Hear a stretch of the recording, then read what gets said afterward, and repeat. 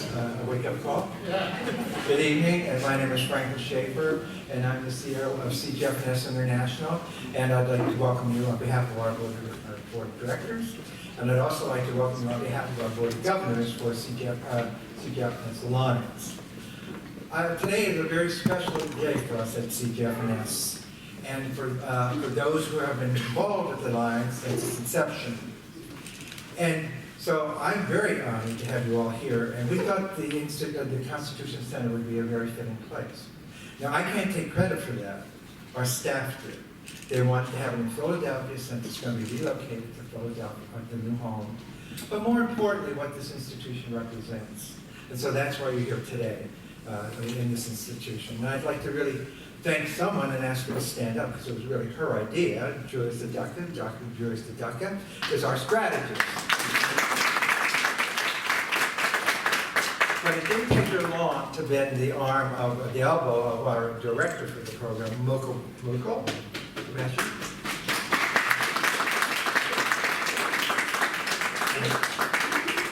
Thank you. But I really owe a lot to another gentleman who's in the first row, who made this all happen, working with the Alliance and their corporate attorney, Gary Bragg, our attorney. Gary, stand up. Another individual who could not be with us today is Joseph Cabral. Joseph Cabral is the vice president of our board of trustees, but he's also the chairman of the board, our board of governors for the CGFNS Alliance. So he apologizes. A meeting came up. He's the chief human resource officer at Cleveland Clinics, and he couldn't make it. So his executive director called him into a meeting, and they're doing some strategic directives on something or other. So he apologized. He wanted to be here. But we also have some other individuals in the room that need to be recognized, because they've been with the Alliance from the very beginning.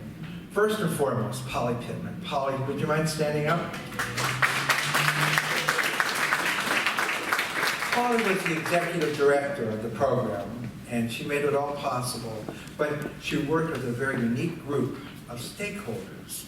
And it's the only organization that I know that has a multi-stakeholder governing body, where we have the labor, we have the employer, we have the recruitment firm, we have the professions, and we have representatives from other areas as well.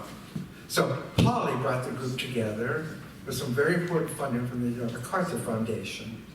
But in the room, we also have some key people that have been part of that from the beginning, such as Karen Skinner from the National Council of State Boards of Nursing. We also have Cheryl Peterson from the American Nurses Association. I'm going to miss some other people in the room. So is there anyone else in here from our board that I'm missing? You mean I really, okay. So anyhow, we thank all of you for making this all possible for CGFNS. It's a special day in our history, as I said. But we came together on September 1st of this year. But we held off having the launch until we had our new board, our governor directors, our board of governors rather, in place. Now, some of them are here, but we'll be having another board meeting come up very soon where we'll be celebrating them as well. But I was very fortunate throughout this process of working with Gary and Polly and their attorney. On behalf of CGFNS Alliance, we really would like to welcome you. The Alliance of Ethical International Recruitment Practices came about as a nursing shortage in the United States a decade ago meant that increasing numbers of nurses were being recruited to fill vacancies. And of course, it was migration, global migration. With the rise of recruiters came a host of problems. And I know we have some recruiters in our list here in the room, and we thank you for joining us. And you play a very valuable role. But partnering with you and with the multi-stakeholders, we believe we can improve the practices, and that's what the code is all about. Stories of exploitation and abuse abounded. In extreme cases, people had their passports held by unethical recruiters. They paid extensive sums to live, compelled to pay rent for accommodations that were made by the recruiters. Even in less extreme cases, the desire of people to come to the United States for professional development as well as making a better income for their families than could ever have been hoped in their homeland countries, they became very vulnerable for unfair practices. Long-term contracts and even breach of contracts occurred where they became almost like a hostage to the firm committed to a 2-year contract, where if they broke that, there would be heavy fees levied. After research highlighted the scope of a problem, a task force was set up to see where representatives of all different sectors could fill this common ground. I was proud to be part of that original task force, along with my predecessor, Barbara Nichols, because I recognize that everyone, employers, recruiters, foreign educated healthcare professionals, and their domestic trained counterparts, and most importantly, the patients that they serve, could be treated fairly and justly. And therefore, the result of the negotiation and compromise between the different groups, all of whom shared a commitment to ethical recruitment, was manifested in the code you see in your folders, and your code is in the room. And I know we're doing some more work on the code, so you'll still be seeing some improvements to the code, or not improvements, but some changes as practice goes along. The Alliance was then established to make the code work in the real world. A certification regime was set up so that we could certify those staffing firms, recognize them for ethical practices, and that code continues to be employed in the certification program. As a member of the Board of Alliance, we realized for the Alliance to realize its full potential, it could not stand alone. It needed a new home after a while, and I will tell you though that the Alliance was funded to some degree by the John MacArthur Foundation, and we're going to have John Slocum from the Foundation could not be here today, but Catherine Davis will be giving some remarks from him. Our mission is to serve the global community and to promote the knowledge-based practice competence of healthcare professionals. That's our mission at CGFNS, but it coincides with the Alliance beautifully. So the Alliance similarly serves the global community. So together we felt that this was a natural. And I really believe that it was Polly and the board of directors that made it possible. They did look at several options as well as opportunities. So they came to see us about a year ago, and we had several meetings to talk about the synergistic opportunities, where the synergies could be, how we might be able to build onto the Alliance, make it stronger, and make it grow. So we're hoping with this new entity under our CGFNS International that we are going to do some of that. I told Polly out in the hall, we're on our way, because right now we're talking to one of our first staffing firms. We hope they'll become certified, and he's in the room too, and I'm looking right at him. That might be our first certified staffing firm under CGFNS Alliance. So we think that progress is there, and now working with some people that are here today, as we talk to them, and we learn about the opportunities and the interface between our organization and the Alliance, that we believe there's going to be a rich, rich opportunity here. And we think that it's going to play a unique role for the migration of healthcare professionals. We at CGFNS, we have been in business for 38 years, and we are the institution that does the visa screening for all of those seeking employment visas, nurses, and the other 7 healthcare professions. We're the only organization that is certified to do all the professions. So we're very honored to have that position, and we've just been recertified to do that. So we think that the opportunity, based on our database, based on our practices, that we can bring forth some additional opportunities. One of the changes we're bringing about is we've just recently added the Joint Commission to our Board of Governors. And we believe that if we can work with the Joint Commission, and I've already had the conversation with them, for them to build this in to one of their set of competencies when they look at a certified staffing firm, because we helped them develop that way back when they look at that, they should build in, you must, if you do international recruitment, you must be certified by the Alliance. We're also talking to A&E. We're hoping that maybe we can get some opportunity there to have A&E also say, in order for us to sign a contract with anybody, you as executives and signing contracts, we should make sure that they are, if they're international, that their international division is certified for ethical recruitment. We're also adding to our board the head of the American Society for Human Resource Administrators. So we're bringing together nurse execs, Joint Commission, and human resource management. And we think out of that, they can start putting it in the fact that going to put it in your contracts if this is going to happen. And then before you employ those people, make sure they're certified. And on top of that, then we want to extend it into making sure that we develop a certification program for the individual recruiters within the firm, so that we can then say that the individual practices ethical practices on their own. Because it's one thing having a firm do it, but then when you get right down to the individual level, who's on the phone with the nurse, who's building and sitting working on those contracts, that's what happens. That's where the rubber hits the road. So we want to make sure we give them the attention and the certifications that's absolutely necessary. You know, I could go on and talk about this for quite some time, because I find it a wonderful opportunity for us, and I'm very honored to take this on. And I was just very pleased that Polly did give us the opportunity to do so. So at this time, I'd like to introduce somebody who's a very special person, and I'm very, very pleased that he was able to join our staff. And he came aboard at a very important time, and he's an attorney. And I thought, now what attorney would want to come work for us? Now, Gary, don't misunderstand me. I mean,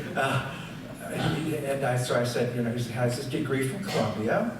And so I thought, that's a good thing, Columbia. That's where we went.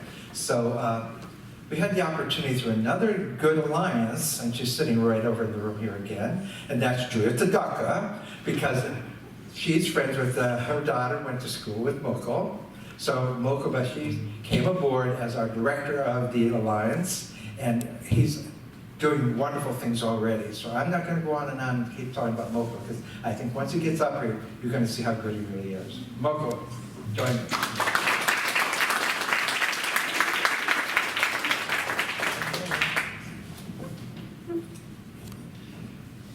Thank you all for taking the time to come here this evening.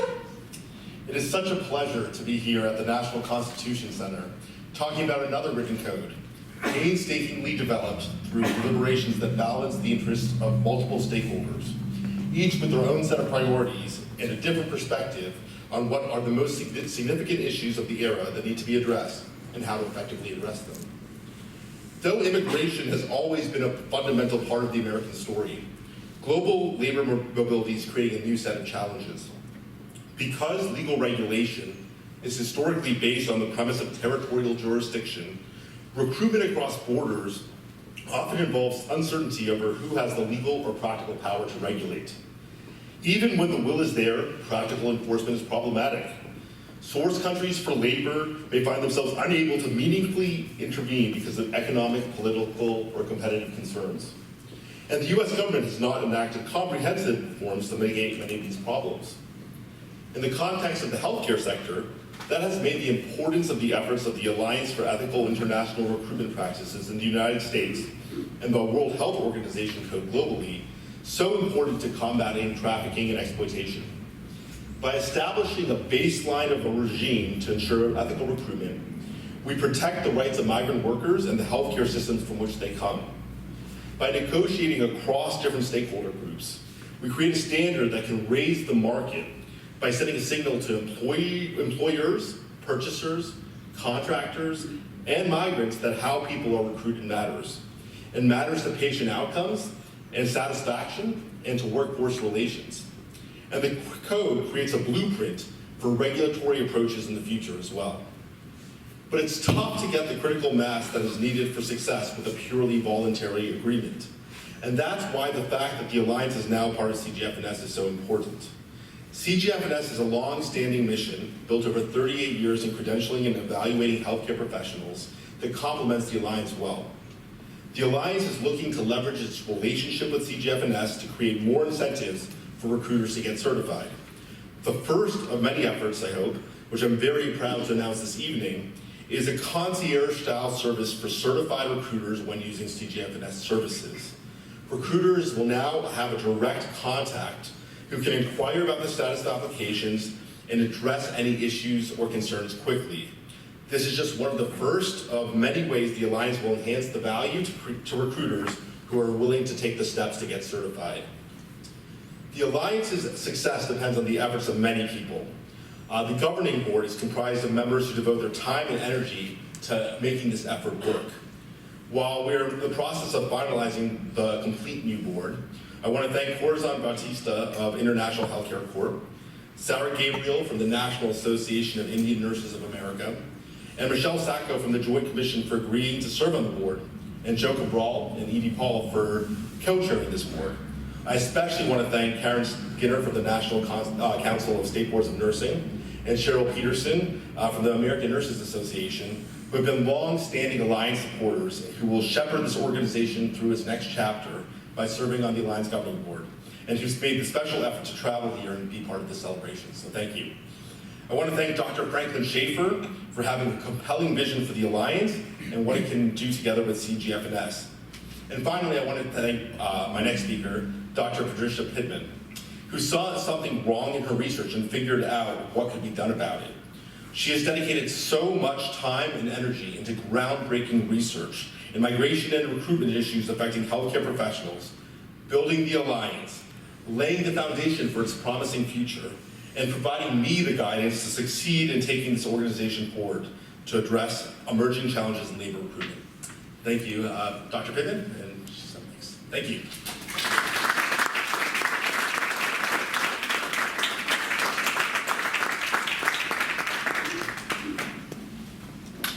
Well, this is an exciting evening for me and an emotional one. Yeah, thank you, Mukul, for those words. I want to thank Frank and Mukul for the opportunity to say a few words to you tonight. I also want to thank our past board. I want to thank Emily Bass, who's in the back, who has been, for the last 8 years, the person making everything happen at the Alliance. And also to thank the MacArthur Foundation, although they're not here tonight. Without their funding, obviously none of this would have happened. So the Alliance, as Mukul said, is about the phenomenon of unethical international recruitment practices, in this case of health personnel. It's a multi-stakeholder initiative, an MSI, and there are many different MSIs in this country and in other countries, all of which attempt to address problems that single states have a lot of difficulty addressing on their own because of the cross-border nature of the activity. Now, MSIs are not a panacea. There are promises and pitfalls, if you will, and I believe the promise is that it's a market-based effort to modify behaviors, provide carrots and sticks so that corporate entities do the right thing. The problem, of course, is that it really depends on how you do it. So you could have a code that is very strong or a code that's very weak. We need a strong code. You can have verification systems that are very rigorous or less rigorous. We need a more rigorous verification system. And lastly, you can have a balance of power within the market system that either pushes companies into the system to do the right thing, or you have a lack of incentives for them to come in. And so the whole issue of what we call an MSI really depends on how you implement it. So I think there are 4 factors, just really quickly, that I'd like to mention that will essentially determine the success of the Alliance going forward. The first is leadership, and we've been incredibly fortunate to have the most powerful associations within the healthcare industry in the United States part of the leadership of this initiative. The American Hospital Association, the American Nurses Association, National Council of State Boards of Nursing, AFL-CIO, SCIU, AFT, the organizations that represent the migrants themselves. That has been critical to a success. We now have Frank, who has decades of experience in both the private sector and the public sector, in the private and not-for-profit sector, and has already demonstrated that experience by recruiting Mukul Bashi, who is an extraordinary young leader who has a background in human rights and is himself from a migrant family, and have enormous hopes and expectations that Mukul will take the Alliance to the next level. So the leadership component is really important. The second issue is evidence. This project began with a research study, and we need to continue to produce more research on this phenomenon. Anecdotes are important, good, but it's impossible to get the stakeholders to build consensus around anecdotes. You need hard evidence, and CGFNS is in a position to be able to produce that research going forward. It has the data, it has the relationship with the migrant community that will enable that research. The third factor that is extremely important, as Mukul mentioned, is leverage. So essentially, you know, we have the need for more carrots and sticks. The Alliance alone was not going to be able to make this work. CGFNS is bringing to bear those carrots and sticks. The ideas that both Frank and Mukul had mentioned are what are going to make that leverage more real. Fourth and lastly, not everything is dependent on the Alliance. Context matters. So when we began in 2006, the context was almost 20,000 nurses were being recruited internationally in a year. We're now in a situation where obviously there are far fewer nurses being recruited because of the economic recession. We all know that the impact of that recession was not only to reduce the size of the for-profit recruitment industry, but it had a tremendously detrimental effect on those countries that had young people that were training to become health professionals in the hopes of migrating. So there's enormous unemployment, enormous hardship of young people who had high student loans and debts who suddenly were unable to migrate. And so the effect of that recession was, unfortunately, to make the playing field even more unbalanced, because essentially people had to sign any contract that came their way, and there was no competition among recruiters. If there was some competition before, and we hoped that the certification by the Alliance was going to increase the market share of those companies that were trying to do the right thing, in a situation of economic contraction, competition essentially disappears. So basically and at the same time, we had the public pressure that was building between 2008 to 2010 and sort of culminated with the WHO Code of Practice, has started to subside. Public interest in this issue has basically disappeared. So all of this has meant that there's very little pressure on the recruiters to come into the certification system. So that context is important. We know, based on HRSA's report that came out about a month ago, one can quibble with the methodology, but essentially we know that we're not going to have a national nursing shortage in this country going forward. We also know, however, that there are going to be 16 states where there are going to be shortages. And to me, that suggests that there is going to be growing recruitment internationally again, but it's going to be very focused regionally. So it'll be in Arizona, it will be in North Carolina, it will be in Colorado, and it'll be important to engage stakeholders in those states that will be particularly affected by this phenomenon. Essentially, I believe that CGFNS has all of the right conditions to make the promise of an MSI like the Alliance really come to bear fruits in the future. I think it has the leadership, it has the ability to produce the evidence, and it has the ability to create the carrots and sticks to make this work. So it's been a great honor working with many of you. I hope at some level I'll stay involved in the future, but it is really with tremendous excitement and hope for the future that I turn this over to CGFNS. So with that, I'd like to introduce Catherine Davis, who's going to read a few remarks from John Slocum. Catherine is the Director of Research for CGFNS.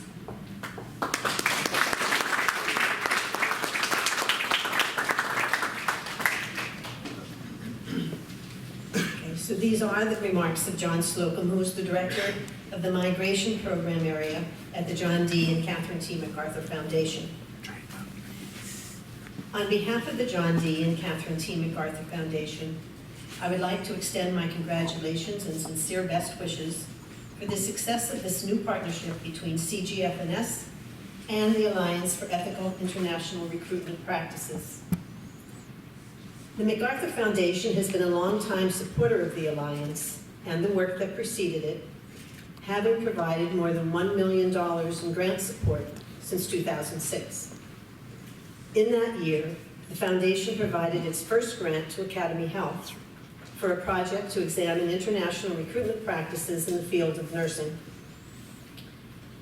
The MacArthur Foundation's involvement with this work grew out of our initiative on global migration and human mobility, launched in 2006, with the aim of improving the governance of international migration and our understanding of the relationship between migration and development. Our foundation was initially attracted to what became the Alliance for two reasons. First, we were concerned about the effects of the emigration of medical professionals on the health sectors of countries of origin. And second, we were intent on exploring the role that self-regulating private sector initiatives could play in managing international migration alongside, or even in the absence of, intergovernmental agreements.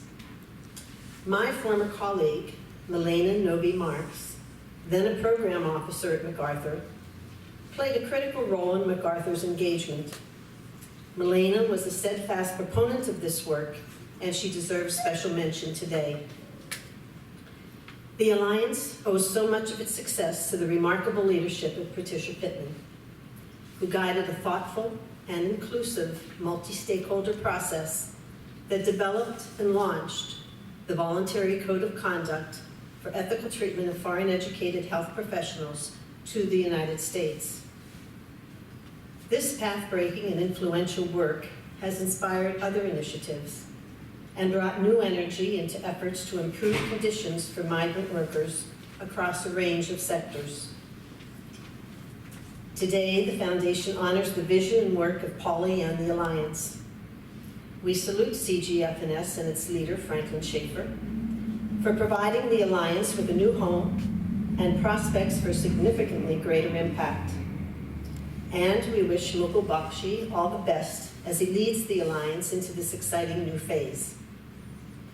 Today, as the MacArthur Foundation concludes its work on international migration and development, we are proud to have been associated with the work of the Alliance and confident of its prospects for ensuring that recruitment of foreign educated health professionals to the United States is ethical, responsible, and transparent. Thank you.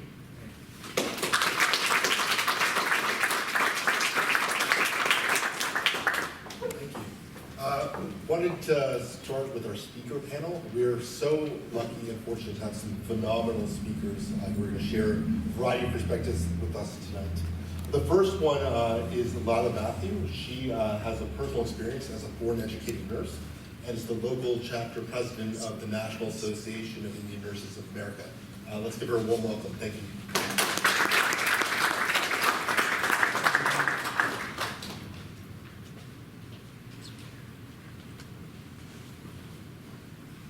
Good evening. I'm Lila Matthew. I'm one of the foreign graduate nurses here, and I had a lot of stories from foreign graduate nurses my family and friends shared with me. I would like to share some of the stories. When they came to US, they have a lot of expectation and they have a lot of experiences, but one of the immigrant nurses that came to Miami, Florida, she shared her story. She said they promised the job. She came to know that when she came here, she was pregnant, and at that time the agency wants to send her back, and they don't want to spend any money for her medical expense, and her husband was not here. Then she was very upset. She shared her story with the Indian community. They involved. Then they helped her. They hired a lawyer. Then finally, the agency paid the money and for her medical expense, and her husband came over here. Now finally, they settled the case. Number two is my sister-in-law. She came from Dubai. The agency brought her here, and of course, I helped them. Then they said, they will provide accommodation and job and everything. So I provided all the money for them and the accommodation and everything. Then within 1 month, she passed the board exam. Then they hired her, and she worked there. Then it was too far from Philadelphia. Actually, she was working in New Jersey. I want her to switch the job. Then we asked the facility. They said already they gave $25,000 for hiring her there. Then she doesn't have the money to pay back. She worked there for 2 years. Then The third one is one of my best friends. She came from Kuwait. She has a lot of expectation when she came over here, and they provide the accommodation actually, very poor sanitation, and she said she doesn't have any cultural orientation when she came over here. She was very upset. She wanted to go back to her country, and they said they will hold her visa, and then some people helped her, and they said, they will hold the green card also. So, a lot of stories. My friends, I have a limited time, so I don't want to tell all the stories. I just want to conclude that, and I thank you, Mr. Mughal, and all of them give me the opportunity to express, and I would like to stand for Indian Nurses Association, and thank you one more for this opportunity. Thank you. Thank you very much.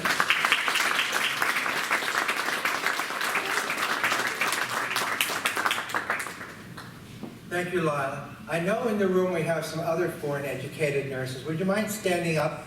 Any of you that have been educated in another country that have migrated to the United States?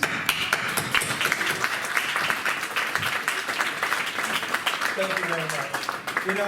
I'm always a little uncomfortable when people stand up and they talk about migrating to the United States, because here at CGFNS, sometimes we're considered to be a barrier to the migration of healthcare professionals to the United States, only because we do the credentialing. And we are verifying whether you are comparable to a domestic nurse. It's a rule to ensure that the patients that you're going to serve would be served the same way by a domestic nurse. So our rule is to make sure that we ensure that you are competent.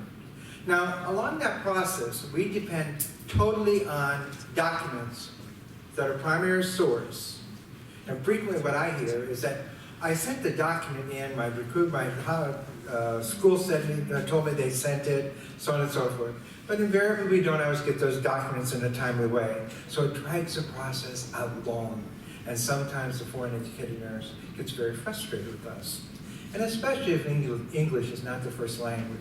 And we can certainly understand that frustration.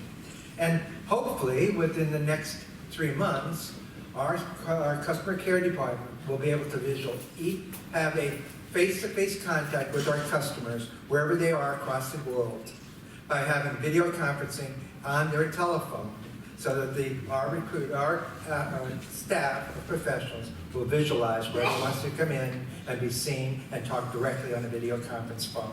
So we think that's going to be tremendous progress, so we get that touch and feel of the human being. Sometimes it's the documents, and sometimes you need to have that human factor. So today I had the opportunity, and before also, to enjoy the wonderful speaker who's going to talk next. The breadth of his knowledge and experience is overwhelming at times. He is truly an advocate for human resources for health.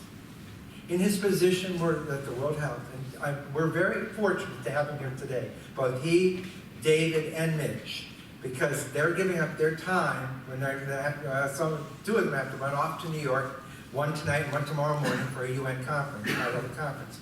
But I had the opportunity to spend some time with both David and Jim. But Jim really sees the role of the Alliance and where the future fits in for the Alliance. In his role as the director for the Global Health Workforce Alliance and the director of Health Workforce Department at WHO, he also is responsible for the WHO code. So we fit right into that very nicely. And he's been telling me about a recent meeting they had, and the first one, and where they're going, and where he sees the future going. So I'm not going to keep laboring the point, but I think once he comes to this podium, you'll clearly understand the breadth and depth of his knowledge and his advocacy for human resources for health. Jim.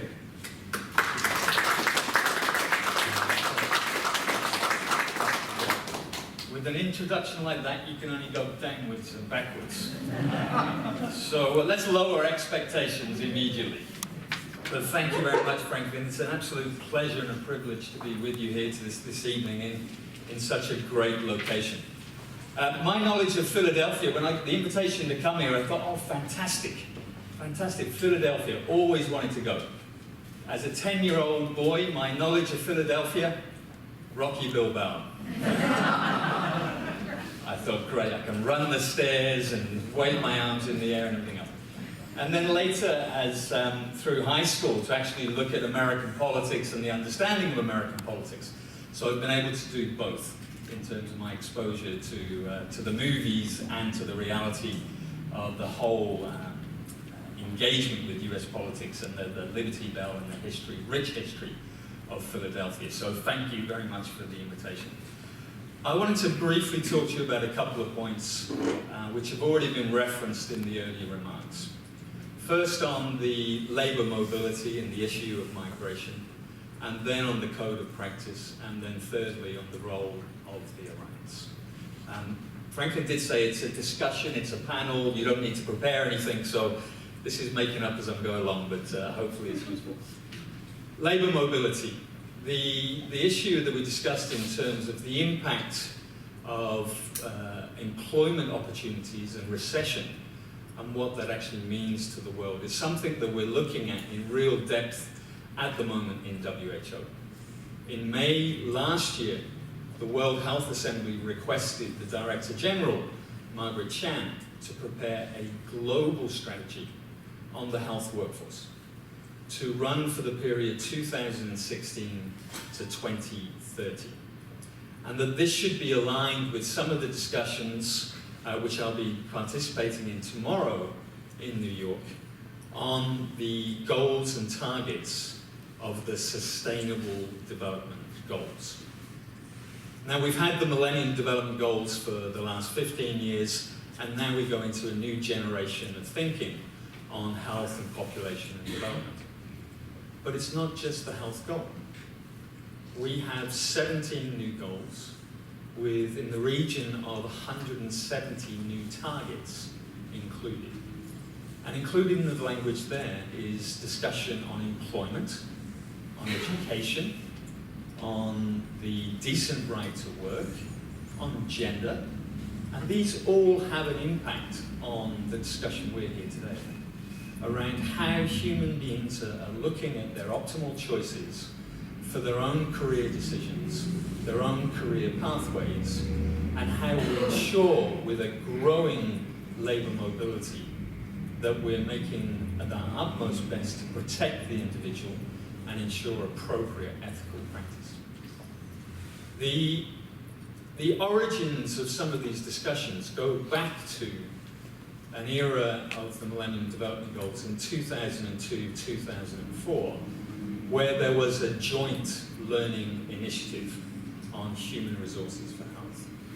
And that work, supported by the Rockefeller Foundation in particular, brought together over 100 key experts to look at the challenges then, in 2002, 3, 4, on what the issues were with human resources for health. The language at that time, the discourse at that time, was around shortages, it was around migration, and it was around the concept of brain drain. And it was perceived in a lot of the literature and a lot of the discussions as something very negative. It was seen as poaching the countries of the north, poaching healthcare workers from the south, in where healthcare systems were unable to provide a package of essential healthcare services which would enable the attainment of the Millennium Development Goals. In particular, preventing healthcare systems from providing skilled attendance at birth and immunization services. That language has been very pervasive in the whole series of discussions.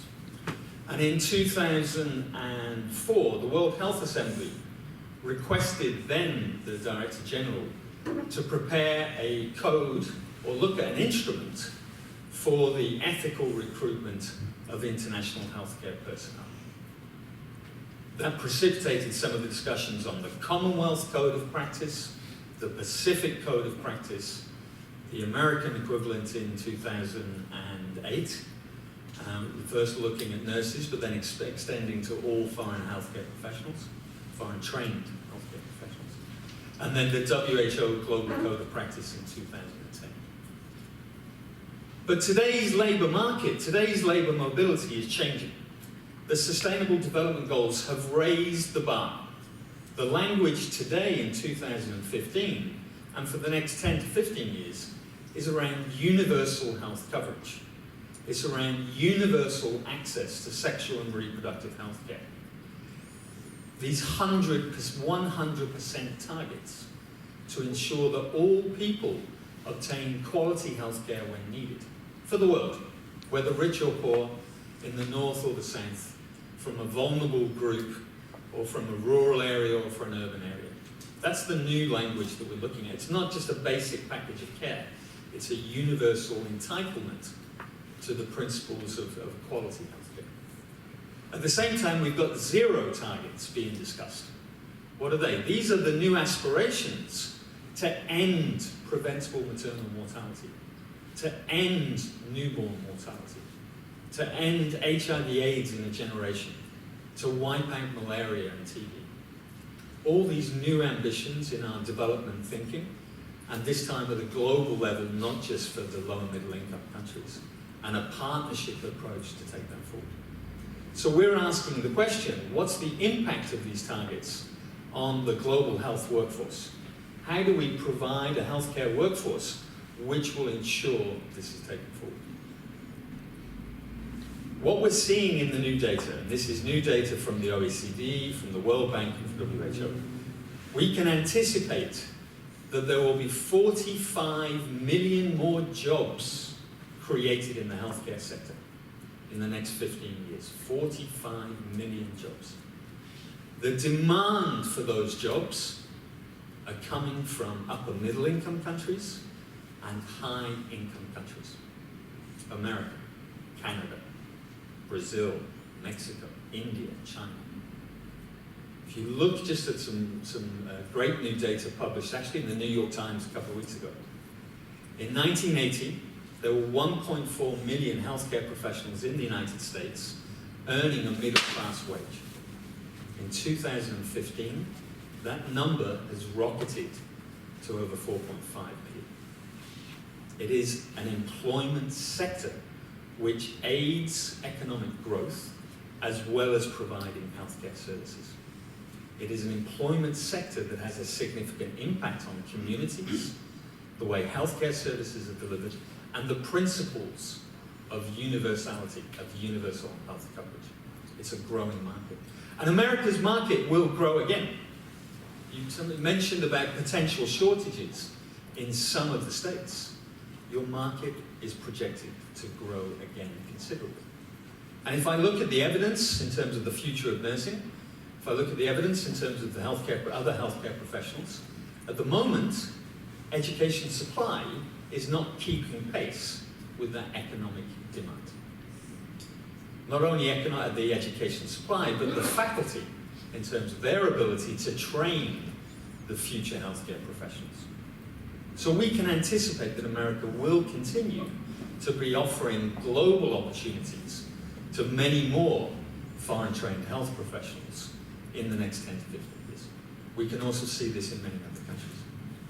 Now, if we look at our low and middle income countries and their projected growth, they have huge demand for healthcare, no different to the rest of us in terms of this quality agenda. And we anticipate that in the next 15 years, we need in the region of 45 million, a very similar number, health and social care workers if we wish to achieve the ambition of the Sustainable Development Goals. However, their economic growth is not going to create the same demand. And we anticipate only the resources in the public sector to create in the region of 3 million new jobs.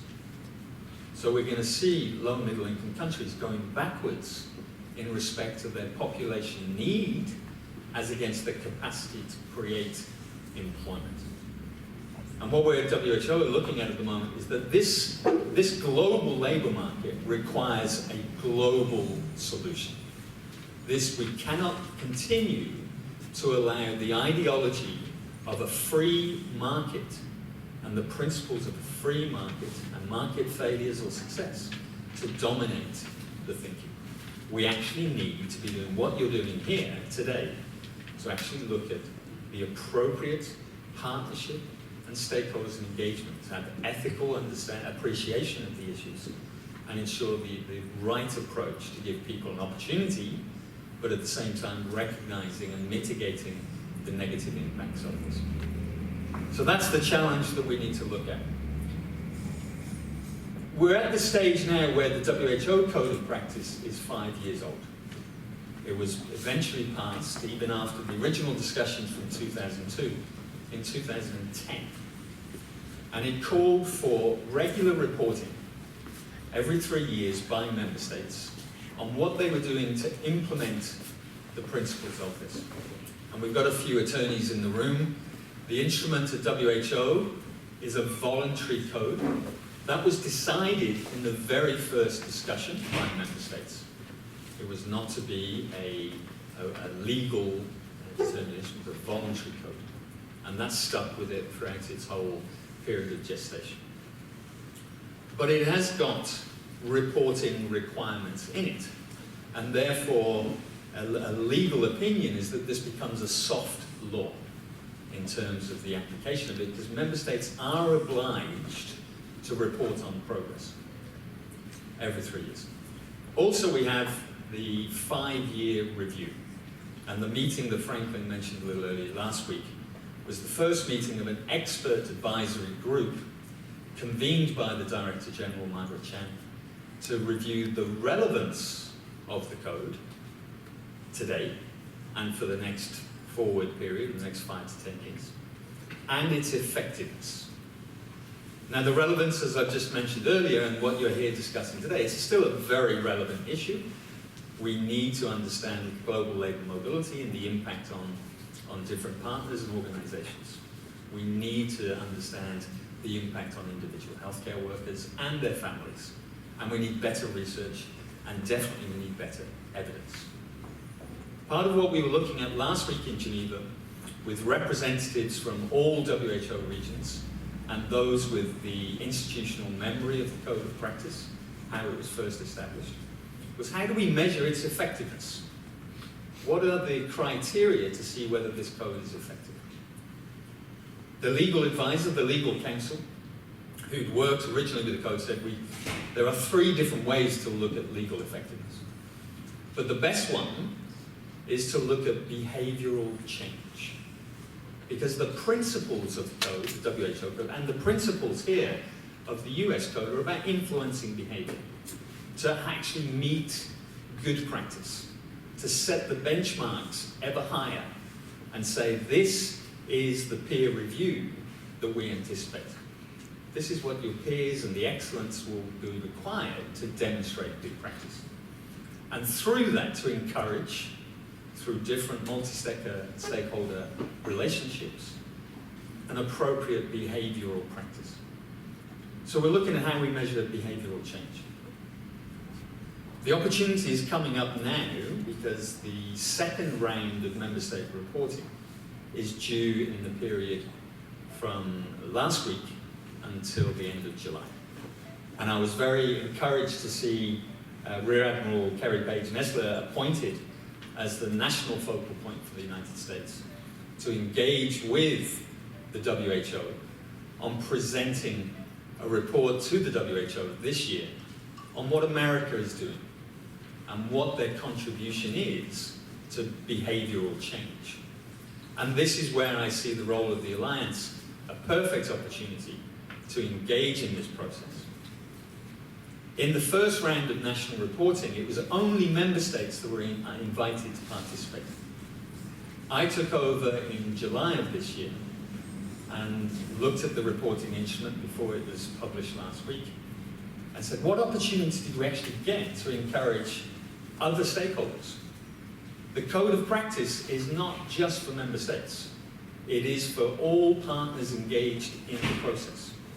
So what are we asking partners to report on? What are we asking partners to demonstrate that they're making changes? So this time round, we have an additional module, which is for stakeholders, to present the evidence of what they are doing to improve practice. So we'll have both member states and other stakeholders engaged in the process. So that's a challenge for you here in the room. It's an opportunity for you in the room to participate with our esteemed colleagues in the US on this issue. You also have an absolutely fantastic, phenomenal data set. By working through the credentialing to look at issues of comparability, your data set is probably as rich, if not richer, than the OECD data set in terms of who is coming to work in the United States and what they are doing, where they are working, and maybe with a few improvements, how long do they stay? What is your labour market in its own entirety? So that's an opportunity and a challenge for you that I'd like to encourage you to take on. The comment earlier was that nobody is taking interest in terms of the code of practice and the United States equivalent, the WHO code of practice, the Commonwealth, and others. And it's true. We have seen an instrument, a global instrument, and other national instruments or regional instruments be developed in response to the evidence we had in the early 2000s. But we have not put as much effort into its implementation. If I look at the work of the Framework on Prevention of Tobacco Control, they have a huge team of people working 24/7 every year on compliance, improvement, opportunity. The same with the breastfeeding prevention code. Huge team of people looking at this on a regular basis. And I ask myself the question, why are they doing so well? Why are they doing so well and the code of practice on labour mobility not doing so well? And one of the scenarios, one of the hypotheses is that this is about what the private sector are doing. Big tobacco, big food and industry. And what they're doing, which is having an adverse impact on the public sector. But what we're looking at is what the public sector does. So we're looking at ourselves. We're looking at what we're doing internally to improve. And I wonder and ask the question, is that part of the reason why we haven't had as much engagement and interest to shine a light on our own behaviour and our own practice? So the Alliance is really an opportunity to start shining a light, to raise the agenda, to improve the evidence, to get the research, and demonstrate actually that the US is one of the champions, not only of your own code, but of the global code of practice. That the anecdotal awareness and the information that we're seeing here through the CGFNS and the other work is actually best practice internationally. And that you're actually proud to share that knowledge, share the information, and put yourselves out there to be transparent and accountable as a best practice example of the WHO knows. So I wish you well. I wish you a lovely evening. Thank you very much again for the invitation. It is my privilege.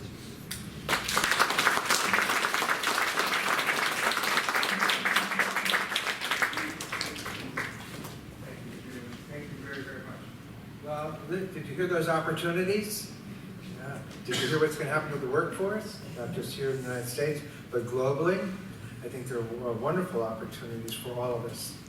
You know, when I mentioned about the foreign educated nurses in the room, prior to my taking this role at CGFNS, I worked for one of the world's largest staffing firms in the United States, and that was Cross Country Healthcare.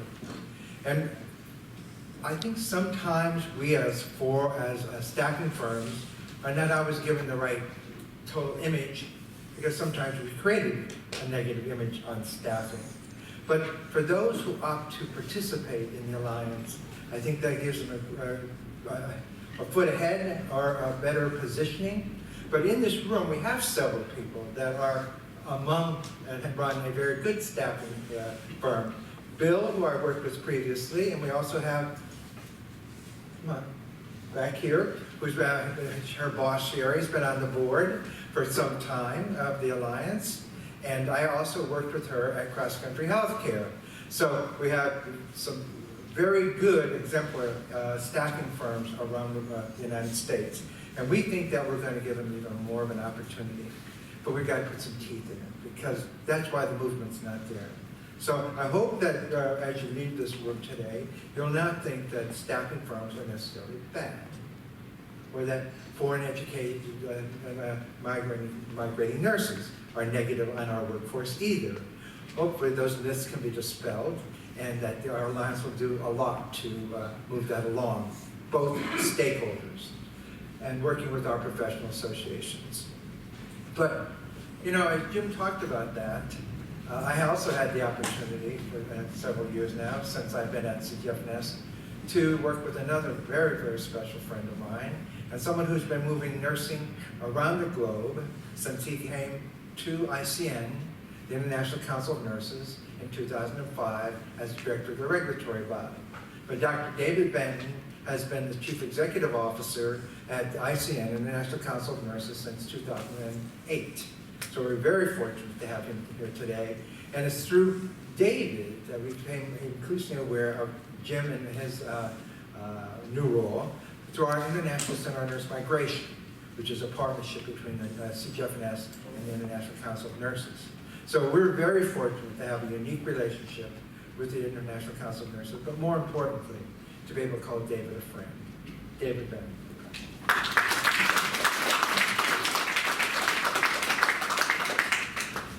Thank you very much, Franklin, and thank you very much for the opportunity to speak to such an informed group. When I was asked to talk tonight, like Jim, I said, well, you know, is it a presentation? What is it you want me to do? And he said, oh, it's okay, just come along, it'll be fine, it'll be very informal. And then I said, well, who else is speaking? And he said to me, oh, Jim's speaking. And I went, oh, well, I hope I'm speaking before Jim, because he's going to say everything that I want to say, and I'll be left with nothing to say. And of course he has, but I have got some other points that I want to make. So I want to talk really a little bit about the work that you've been doing and what it might help the rest of the world about. Because the International Council of Nurses is an organisation, it's a federation of national nursing associations. The American Nursing Association is our member from the US. But one of the real richness opportunities that we see is to share best practice as part of that family. And I think what we are hearing is best practice. It's about employers, it's about agencies, it's about the regulatory body, it's about the interests of the diaspora themselves coming together and actually saying, you know, we've got a real problem here that we can fix if we work together. And I think the success of the Alliance up until this point has been getting the right stakeholders round the table and actually learning from each other. The challenge, as I see it, is how do we then take that learning that you've developed here in the United States and you share it more widely as part of your ongoing journey. Because I would say that the journey that you're on is a bit like migration. It's not a one-off event. It is actually a sequence of events that leads you to a new destination, an exciting destination. But along the way, we learn lots of new things. And we heard from our first panel speaker of the stories that people can tell. And by sharing some of those stories, it enables us to watch out for things that could go wrong and things that could go well. And we can then drive towards those good points and avoid some of the pitfalls. So the point that Jim made about the opportunity for not just state actors to contribute to the report back on the implementation of the code is a very real opportunity for the Alliance to actually share your learning. And I would encourage you to take stock of what you have learned over the last 3 years, because that's the time window that we're looking at in terms of the report back, and to actually share that so that other countries can learn from that. And if I can corrupt a statement that was made by one of your former presidents, He said in his inaugural address, "It is not what America can do for you, but what you can do for America." I want to push that a little bit further and say it's what you can do for the rest of the world in terms of sharing your journey. Now, Jim gave some of the World Bank data in terms of the size of the problem and the size of the opportunity ahead of us. I want to link that to some of the wider demographic changes that we're seeing. We're seeing a change in the ratio of those that are retired to those that are in employment.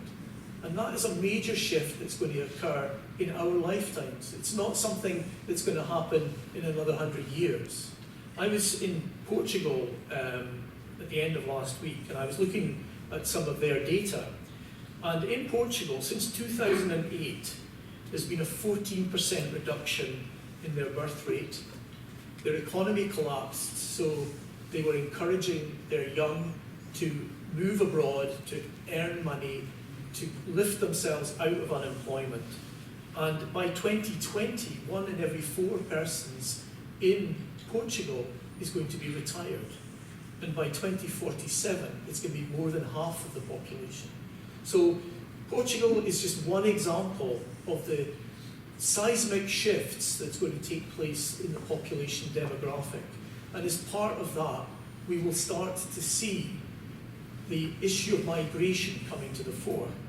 Now, it's absolutely fantastic that we as nurses have actually led the way in recognising that there's a fundamental problem and we've taken action to address it through the development of codes. But I would argue that the lessons that we are learning from nursing are as applicable to other sectors as well. Our primary education, secondary education colleagues, and some of the other sectors. So we should not be shy about sharing our information, not just with the World Health Organization, but other interested intergovernmental agencies as well. So my challenge to you is not only to submit your data via the module that Jim spoke about, but to think about how you might use that information with the International Organization of Migration, the International Labour Organization, the World Trade Organization. All of these have an interest in this topic. It's from different perspectives, but by sharing across the system, we actually build a much stronger system, as you have shown. Now, I was really pleased when Polly was talking about some of the issues of the research that's been done. And I would encourage the group, as you move forward into this next phase, to please continue that historic tradition of actually gathering together the evidence and using that evidence in a systematic and structured way. I used to work with Liam Donaldson, who was the Chief Medical Officer of the United Kingdom at one point. We worked together in Northern Yorkshire region, and at one point we were designing something called clinical governance, which was actually to try and bring the same concepts of audit to the clinical arena compared to the financial arena. And Liam said to me, he said, you know, in God we trust, but everyone else has to bring evidence. And that is the challenge. So as you move forward on this journey, use the journey as an opportunity to gather the data, to generate the scientifically robust papers so that the rest of the global community can learn from the work that you are doing. Because at the end of the day, it's the stories that we heard earlier in the presentation that your work will impact on. We are a caring profession, and if we do not care about our own workers, then the quality of care that they can offer to the citizens of the United States is so diminished. So we have a responsibility not only to the citizens of the United States, but through promoting your learning to actually contribute to the health and well-being of the world. So I just want to thank all of you and to really commend the work that has taken place up until this point. But I would like to see that work not only grow in strength here in the United States, but actually move much more widely as well. So thank you very much for this opportunity.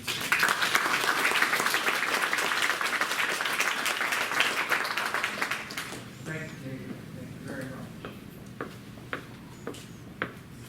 Now, you've heard WHO, you've heard ICN, now they're global, but now we're going to bring it home, very close to home, to the U.S.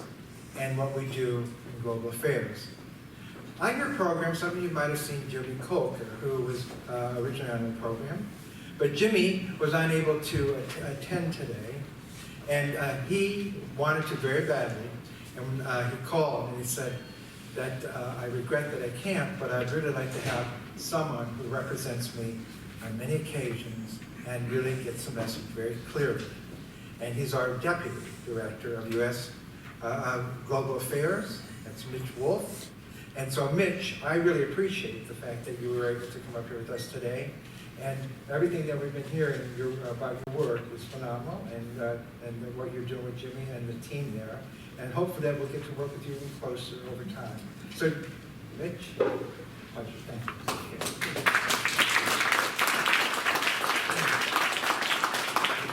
Thanks very much. I'm very happy to be here. Sorry that Jimmy, my boss, couldn't come. But and this topic is kind of new to me, but I've been very interested in learning about it and preparing for this and hearing everybody talk. The last 10 years, I was with CDC. I was the CDC director of the Thailand and the Vietnam office, and I'll get to that in a little bit about why I think that's relevant to this.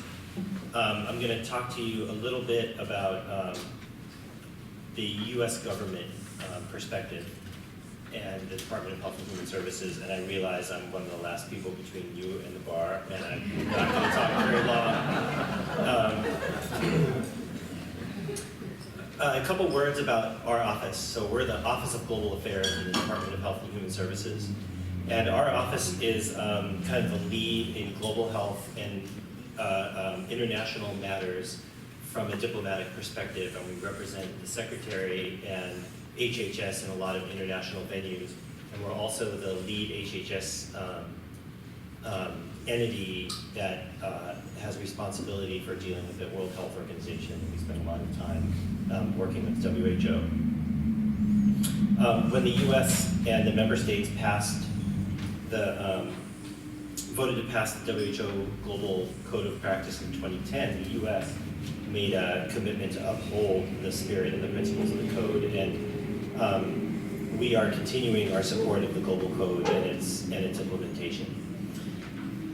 In addition, we're really committed, and we heard a little bit about this just earlier, to improve data and the tracking of the health workforce domestically and abroad.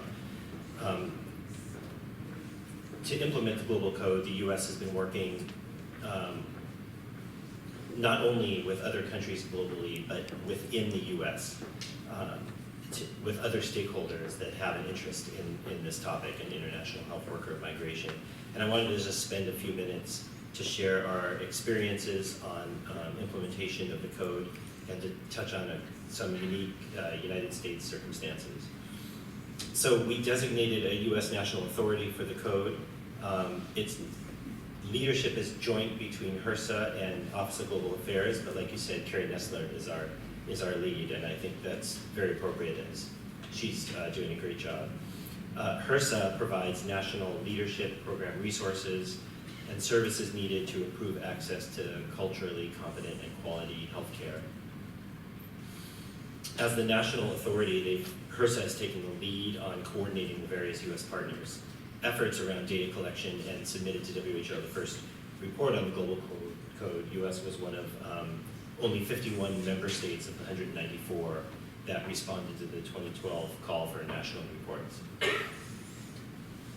Domestically, we're increasing medical and nursing school enrollment under the Affordable Care Act and strengthening health workforce programs to try to reduce the pull factor for health worker migration. And that has, we think, led to some decrease in migration of physicians and nurses.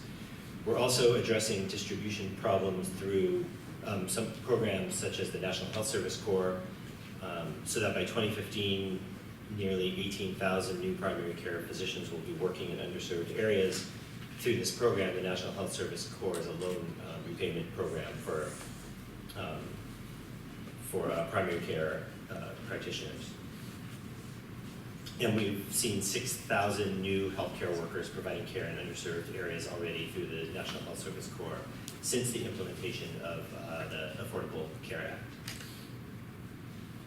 Success on this would not have been possible without enormous commitment by health professions, organizations, and NGOs.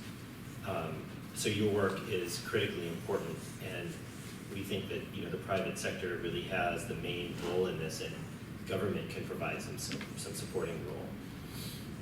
Through provisions of the Affordable Care Act, the U.S. created the National Center for Health Workforce Analysis, which works with states to try to get better, more accurate understanding of health workforce needs and to produce data on migration patterns in health workers.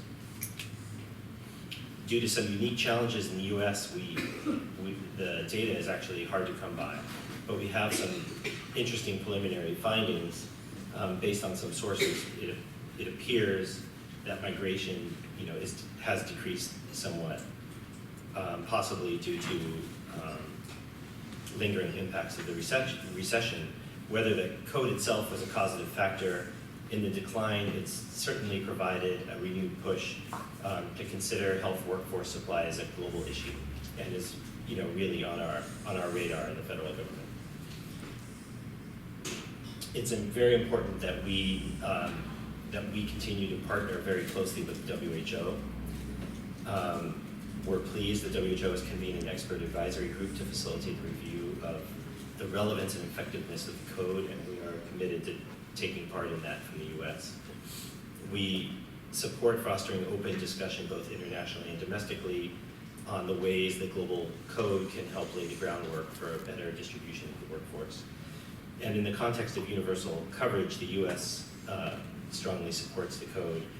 We're especially committed to health system strengthening as well as efforts to improve data tracking of health workforce domestically and abroad.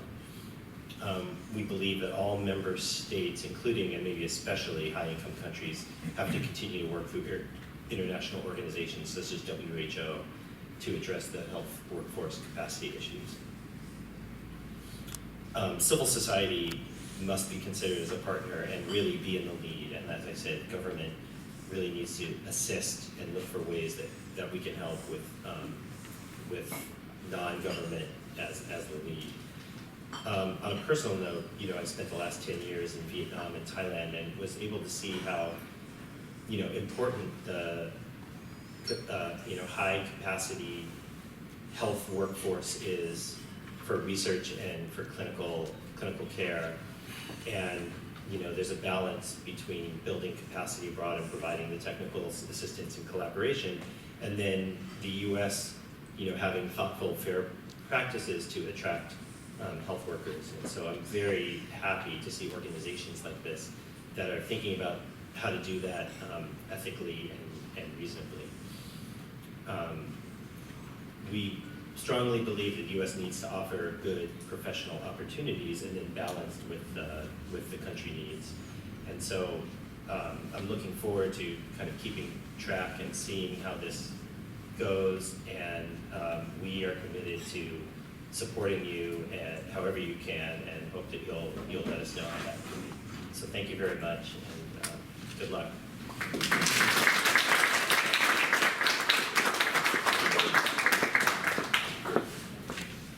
Thank you to all the speakers for joining us this evening and sharing your perspective and insights.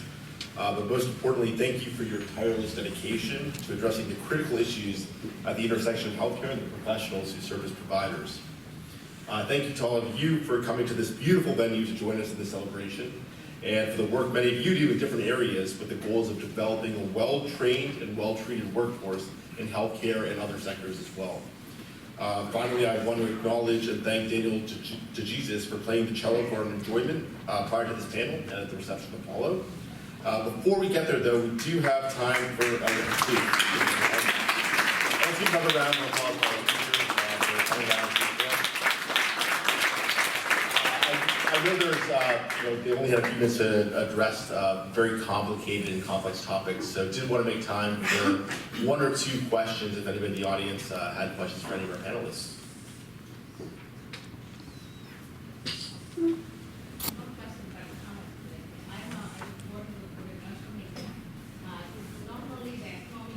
There's a microphone right over here.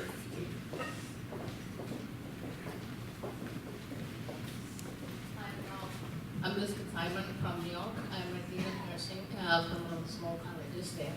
I just wondered, not only a question, but mainly a comment on the ethical practice. I really admire the work that you do, especially I had an opportunity to connect with Dr. Pittman a couple of years before.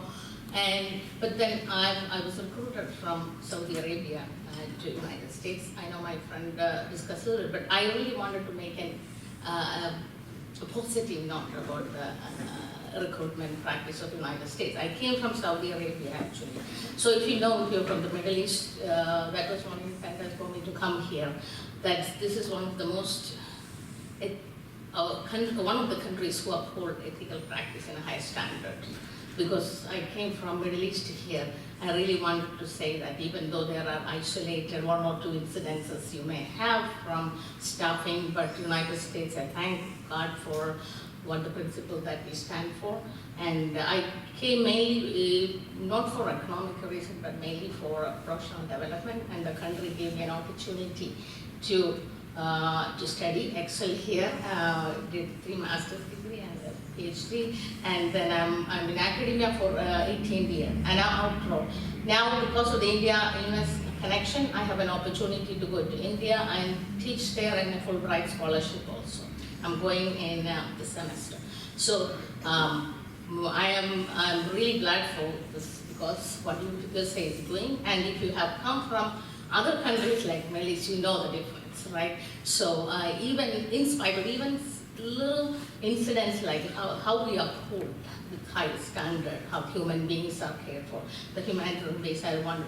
Now one thing with the short, like I'm seeing our graduates who are coming out are at least waiting 6 months for getting a job. So you really don't need that many of entry-level nurses to work. But one thing I was just looking at the faculty, like I think Dr. Kim mentioned about the faculty. That is the biggest issue that we have.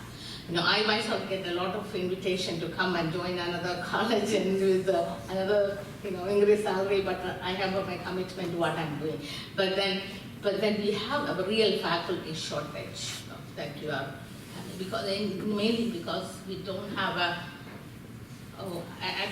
we are not attracting faculty to the academia. So that's why I'm saying, is there any way that that issue will be addressed in the future?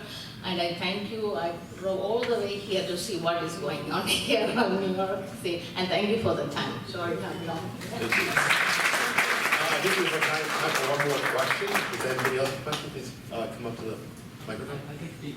Great. I just wanted to make sure if I'm very frank and say that recruiters are now supposed to be certified by CGFNS? No, not recruit. I apologize, Edmund.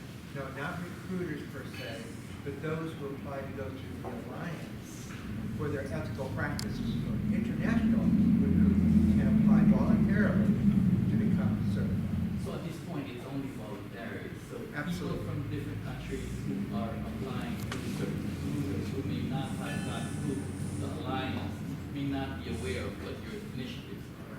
But the Joint Commission is also voluntary. That's good.